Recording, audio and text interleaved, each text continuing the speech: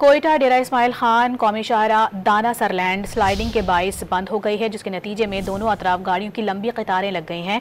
National highway authority हुकाम के मुताबिक लैंड स्लाइडिंग के बाइस शाहराह पर मिट्टी और पत्थरों का ढेर जमा हो गया है। शाहराह की बहाली के लिए भारी मशीनरी के साथ ऑपरेशन शुरू कर दिया गया है। जल्द रास्ता क्लियर करने की कोशिश की जा रही है। ज़राए के मुताबिक शाहराह बंद होने से खवातीन और बच्चों समेत सैकड़ों मुसाफिर फंस गए हैं। सख्त मौसम और बुनियादी सहूलियात की कमी के बायस सूरत हाल मजीद संगीन होने का भी खदशा है।